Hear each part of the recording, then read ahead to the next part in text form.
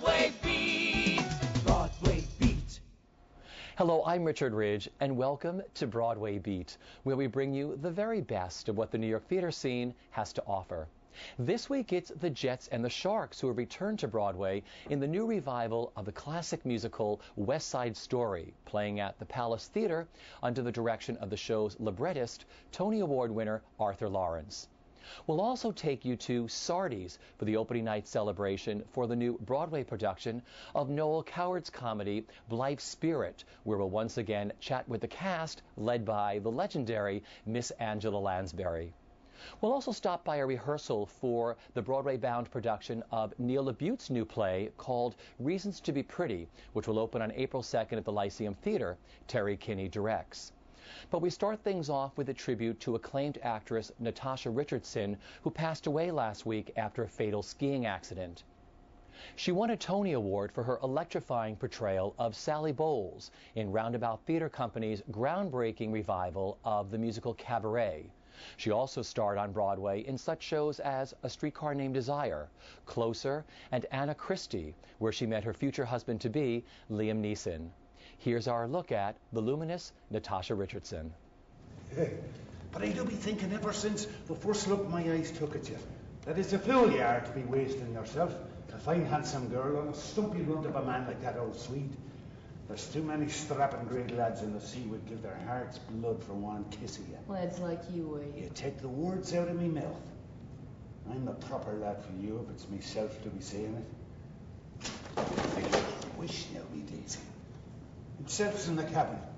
It's one of your kisses I'm needing to take the tiredness from my bones. Come on, one kiss now.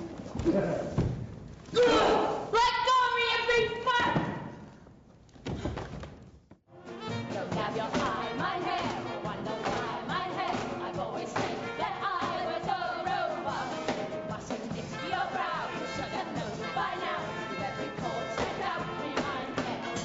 I buy my Hoover hair. I'll be the same mine hair. Nothing moves my hair will go by. You can't see small mine hair. Unbelievable mine hair. So sweet and say mine hair. He will hold me fast.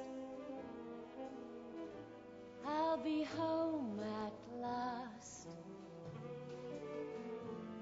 Not a loser anymore, like the last time and the time before.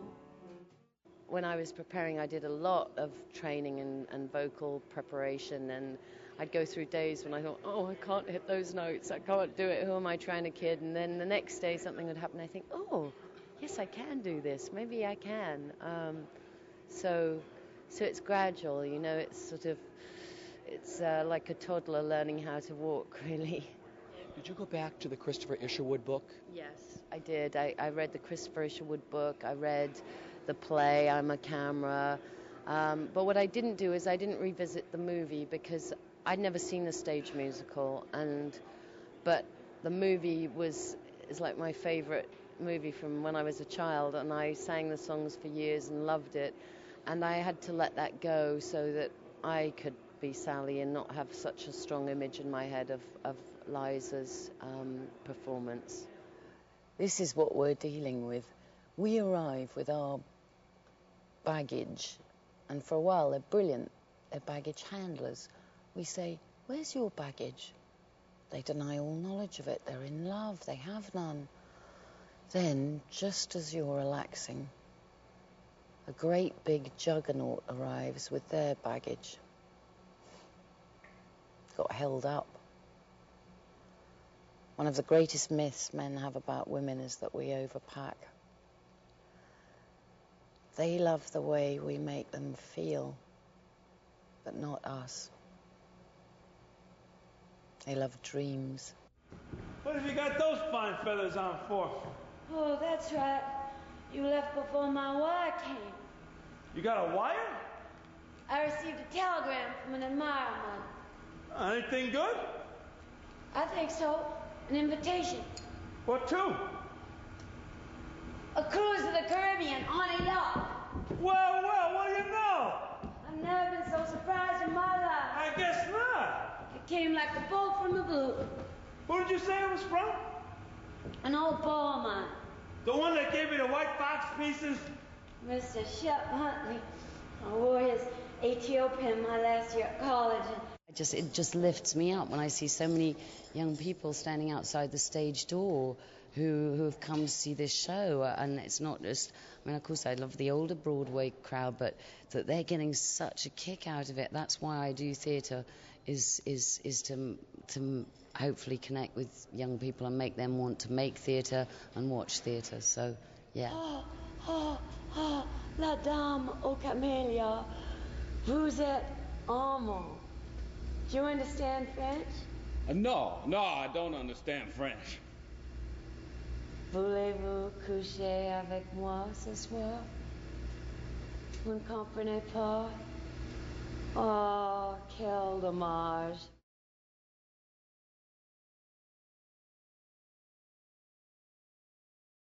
Noel Coward's classic comedy Blithe Spirit, which is directed by the esteemed Michael Blakemore, is back on Broadway playing at the Shubert Theater with a terrific cast led by Rupert Everett, Christine Ebersole, Jane Atkinson, and the legendary Miss Angela Lansbury.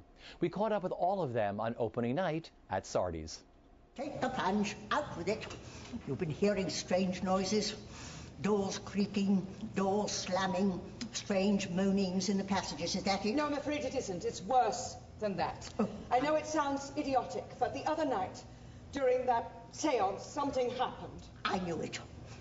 You know that my husband was married before? Yes, I had heard it mentioned. His first wife, Elvira, died, comparatively young. Where? Here, in this house, in this very room.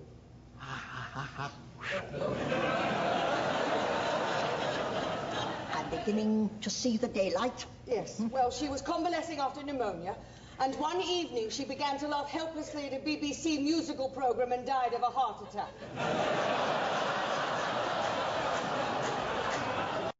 Living in 8 times a Well, week. it's rather like stepping back in time for me because, of course, when I was a kid, you know, Coward was the man, and now suddenly he is again. And I'm thoroughly aware of his wonderful humor and wit, and it's marvelous to get to perform it for, you know, a 209 audience. I'm getting a big kick out of it. I really am. And talk about the wonderful role and this great cast you get to play with. Yeah, well, this is a role that many actresses of my years always want to play, Madame Arcati, you know. And I never thought I would. I'd never have the chance. But so when this came up, I thought, why not? Although I had not planned to come back to Broadway so soon. So as it turned out, it was the thing to do. It's an old-fashioned play, you know. It's built in a way that plays aren't done anymore. And you have to find the right style to do it in. And fortunately, I've got a group of actors who are very sympathetic to that style. It needs a very quick mind and a very quick and precise delivery of text. And it needs patience on the part of both the audience and the actors until the plot is laid in and the farce can work. But fortunately, with this cast, that hasn't proved a problem. Oh, it's just such a joy. I mean, when you go out there and you feel those waves of hostility towards Angela Lansbury, you think, oh. I mean, it is extraordinary, actually. You know, I'm joking, of course. I mean, the love is sort of tangible. It's really remarkable. And it's such a privilege to be on the stage with her, and such fun. She's such a lady. You were talking about this scarf. Tell me the history of this scarf. This scarf was given to me by Rady Harris, who said that Noel Coward had given it to her. And so I feel I ought to wear it now, don't you think? Well, how do you account for it, then? I can't account for it. That's what's so awful. Did you feel quite well yesterday, during the day, I mean? Of course I did. What did you have for lunch? You ought to know. You had it with me. Well, let's see now. We had the lemon sole and that cheesy thing. Why should having a cheesy thing at lunch make me see my deceased wife after dinner? Well, you never know. It was rather rich. Well, why didn't you see your dead husband, then? You had just as much of it as I did. Well, you know, he's a great playwright. I love doing his work. It's very funny, and I think people should enjoy it. And talk about this role. What a great role it must be to play. Talk a little bit about Charles. I don't know how to be honest, but it is a fabulous role. Blah, blah, blah. The fun role I get to play is Dr. Bradman's wife, essentially, Violet Bradman. And amongst all of the very sophisticated and witty people, Violet is probably a bit of the hee-haw. I mean, whatever the Kent county version of a simple girl. Maybe I was a farm girl, I'm thinking, in Kent. And I married this, erudite man who became a doctor. And I'm in this very sophisticated company, and I'm a little over my head. But it's a seance, and the crazy Madame Arcati is so fascinating, and I sort of tend to believe in all that stuff where the others are skeptical. Promise, you'll do what I ask. That depends on what it is. Ruth, do you see that bowl of flowers on the piano? Yes, dear, I did it myself this morning. Very untidily, if I may say so. You may not. Very well, I never will again, I promise. Elvira will now take that bowl of flowers to the mantelpiece and back again. I don't see why I should. You've been nothing but insufferable to me ever since I materialized. Please. All right. I'll do it just this once. Now watch carefully, Ruth. Yes, my dear. Go on, Elvira, to the mantelpiece and back again.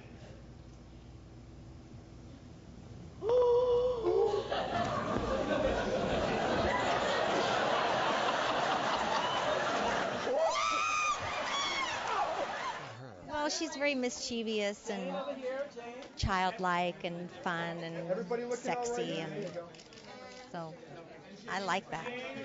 And the play itself, what attracted you to the play? No one writes plays like this anymore. No, they don't.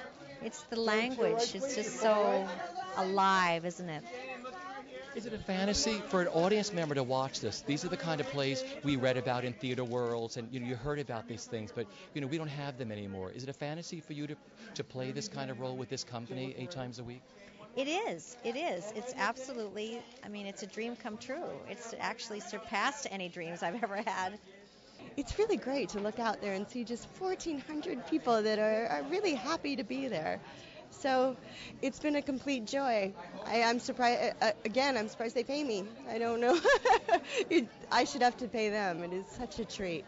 Your comic timing is flawless. How long did it take during the rehearsal process or when the audience was entered into the mix? Did it all come together for you?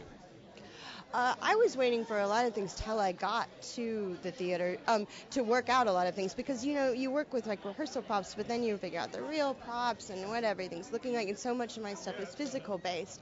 But it was much easier at adapting than I thought it would be. Also, you can make anything work if you want to, and Michael Blakemore is brilliant. It feels amazing. It feels so exciting to, first of all, be with this company of actors, to be doing Noel Coward's play, which he wrote to remind people to laugh and to know that life is funny, and to be able to be on Broadway and be funny is really extraordinary for me. I've played a lot of different roles, and I think I finally hit one that gets to show my funny bone. And I'm with a cast of wonderful people. You are so funny to watch. Because I've always seen you do serious shows and everything else. And like you said, your funny side is amazing. Thank you so much. Yeah, I get to play that serious sort of, head of Homeland Security woman on 24. But I really love to make people laugh. And it's the first time I've gotten a chance to really play that sort of part. So I'm very excited.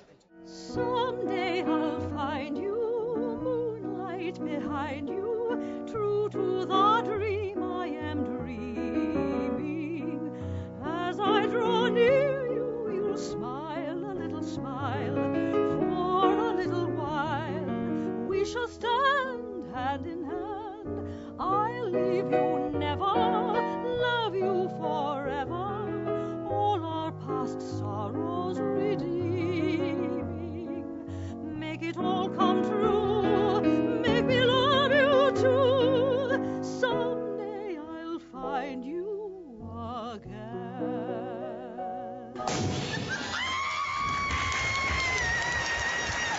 Playwright Neil LaBute makes his Broadway debut with his latest, called Reasons to Be Pretty, which opens at the Lyceum Theater on April 2nd. Terry Kinney directs.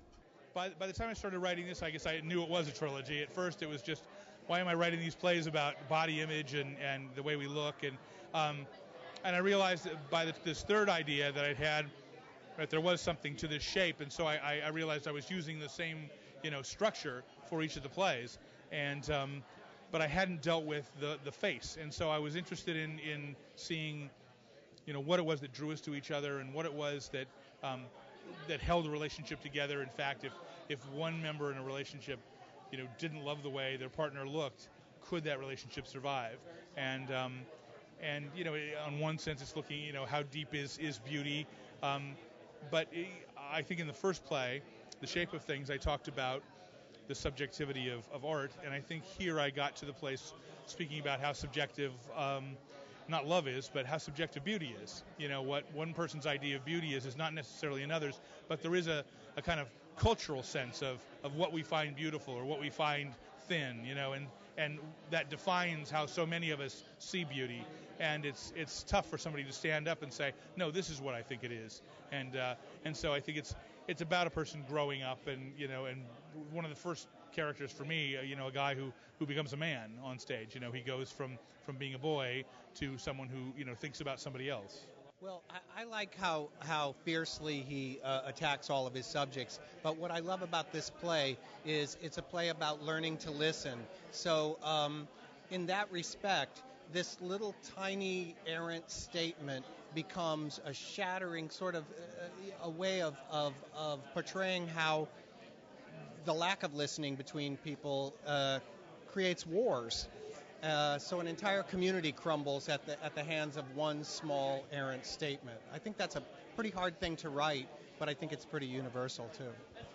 I play Carly, who is the security guard at the factory, and sort of all goes swimmingly for her until whammo in the second act, and then there's this kind of massive humiliation, which is my favorite part of the play. Yeah, I'm looking forward to it.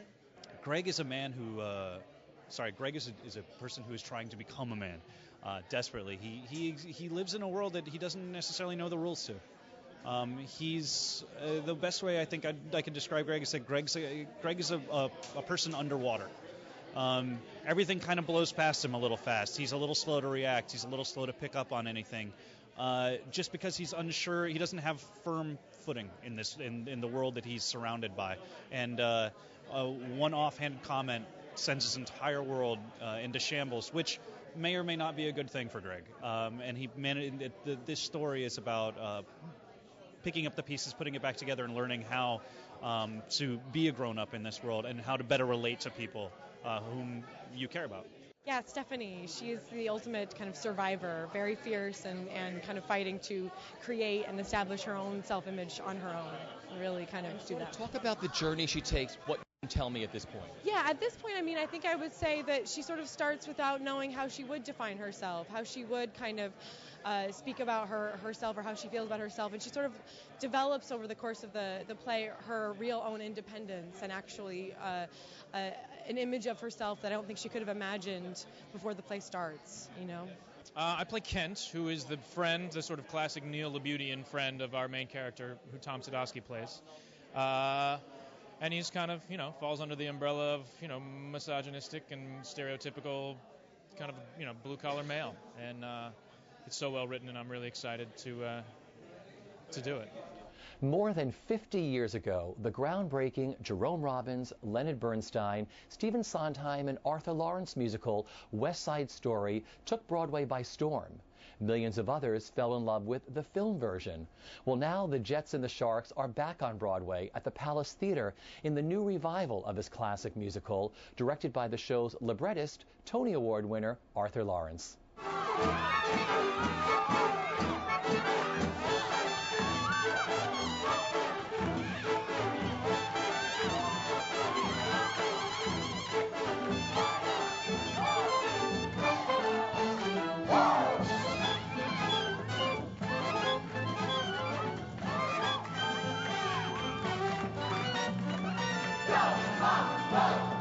It was like seeing something in a time capsule, only it was not a time capsule of the past. It was what the future would have brought to West Side Story, because 50 years ago, culturally, America was very different. It was far more protected.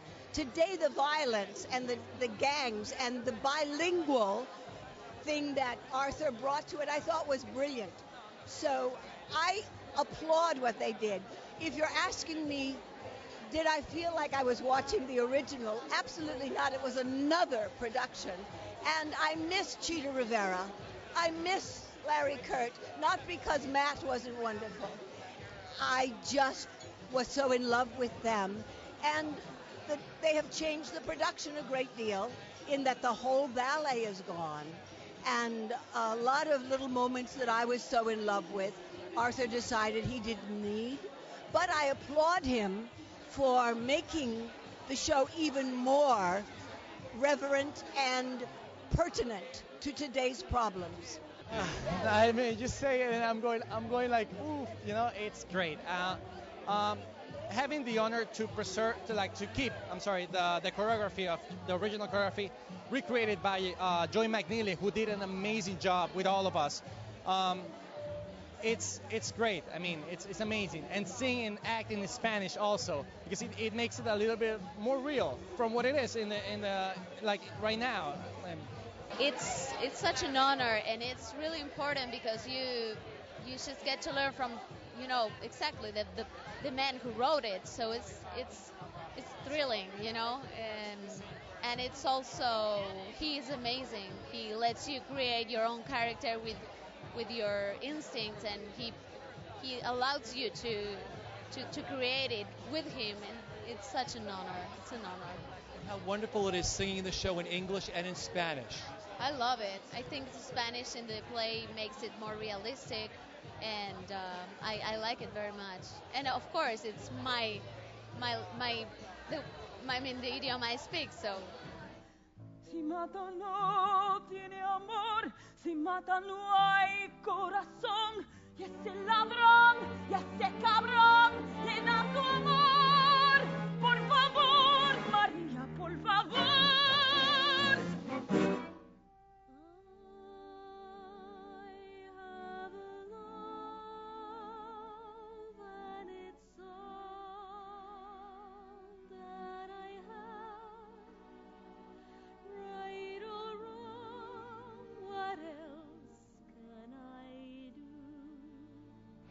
Well, she's wonderful. She starts at 10 and she goes straight down to the bottom and never makes it back up. And I love in this version, at the very end, the tableau, you don't see her again. And she sort of, it's 0 to 60 for her. It's like, once I'm out there, I've got to hit everything, every single line, every single joke. I've got to hit all of those things. So it's such a challenge. And then the show sort of slows down, and she becomes a bit of the backbone for the tragedy.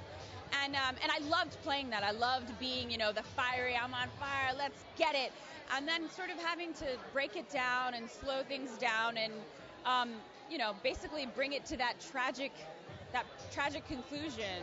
I loved it. I love it. I can't wait to play it every night. It's exhausting, but, It has been incredible. I was just saying, this is my dream show. I saw it when I was 13 years old, and I knew this is what I had to do. I had to do this show. This is what I was living for. So to be here and be now working with the man who created it, especially at his age, it just feels like everything is right. Like the stars are aligned, and this is right where I'm supposed to be. And working on, Arthur was incredible because he really let me go. He really he told me who he thinks action is, and then he let me go from there. And he trusted me. He saw things in me that I didn't even see in myself. So that was incredible, that he trusted me, and I thank him so much for that, because I had a blast creating this character. Officer Krupke, we're very upset.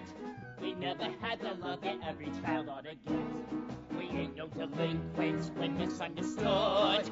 Deep down inside us there is good. There is good, there is good. There is good, there is untapped good. Like inside, the worst of us is good. The story of Romeo and Juliet and all its big issues about injustice and intolerance, those issues are every bit as urgent today as they ever were before. So the basic story that West Side Story is telling never seems to go out of date. And when you hear the music and you see the dancing and you see that story being told again, it's just as thrilling as ever. And West Side Story really feels to us like our fourth sibling, because we grew up with it all our lives. So here it is. Here's our fourth sibling all gussied up and looking better than ever. Well, you know, Riff is such an incredible role. I mean, when I was a little kid, I saw the movie and I went, oh my God, this is incredible. This guy gets to sing and act and dance. And when I heard that they were doing it again on Broadway, I just had to audition for it, and I had to go in for Arthur.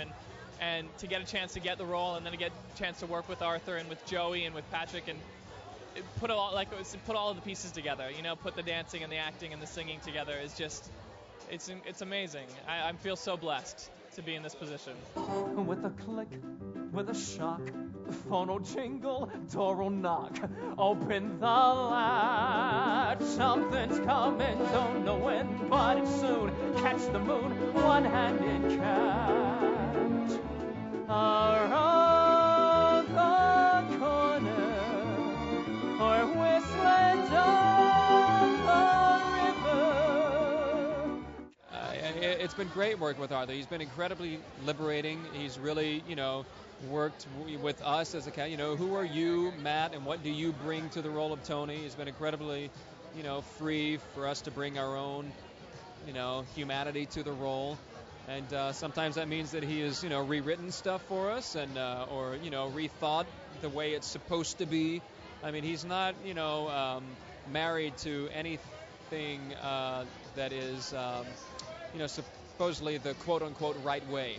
He's really about what works for us now, today. I'm gonna back it tonight. We're gonna jazz it tonight.